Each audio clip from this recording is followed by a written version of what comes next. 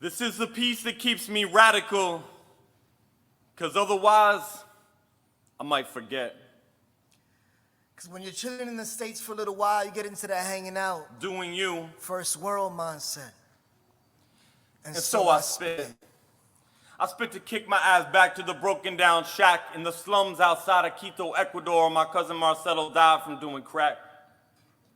I spit to slap me with the fact that every time I pay a tax, I've helped my government murder innocent people in Palestine and Iraq. And there is nothing liberal or conservative about that. So take me back to West African villages where poverty pillages my boys like Al Mustafa, who I know are still living in utter desperation. Because these are the people and places that should shape my political view. Not Fox or CNN, the New York Post or Daily News. Nah, I use reality to keep my politics in order. And if I feel a little moderate, I spit this trip down to the border, where so many of our people have died in so many years. I keep it radical for each of them and all our families' tears.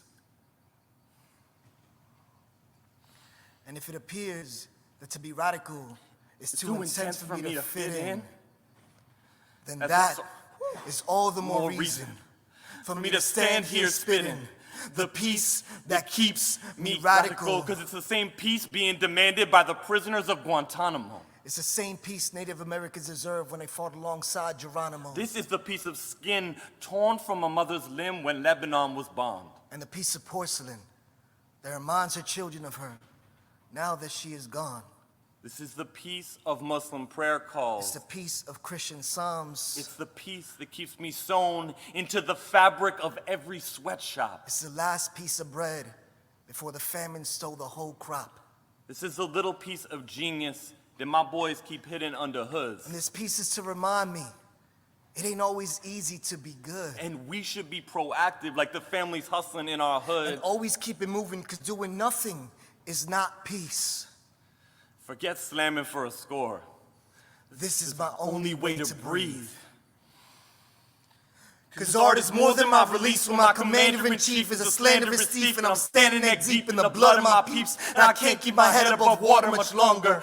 I spit to the dead, and I said in their honor, forgive me and give me the peace to be stronger. And this is what they left. They left this breath in my lungs to be sung. When people are being murdered and poets are silenced by the state. I spit this peace to conquer hate. In streets and then in courtrooms. I will yell it in my cell until they throw me in the hole. And covered by their darkness, I will hold this piece of light that I've seen in children's eyes that reminds me why we fight. And from right here, I'll spit the depth my of it. My tears cry beside the desolate. And there ain't no amount of hours and no governmental powers that'll sicken me with mediocrity. Or turn me to a coward. Because radical means rebuilding all the peace that they devoured. And just in case you didn't hear us, let us spit it louder.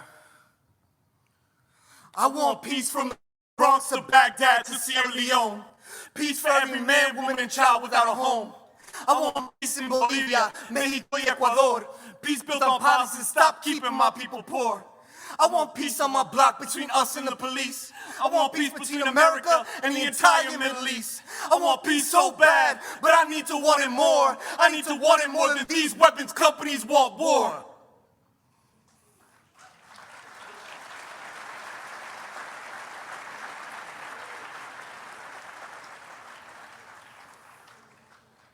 And if you look, you'll see that in my eyes. They are bloodshot red because real men are not afraid to cry.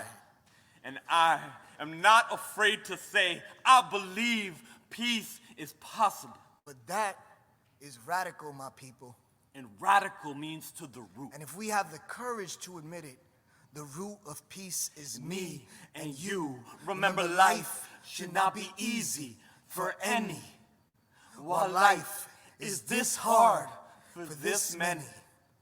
So if I ever lose my radical point of view, spit this piece to wake me up. And I promise I'll come back to you.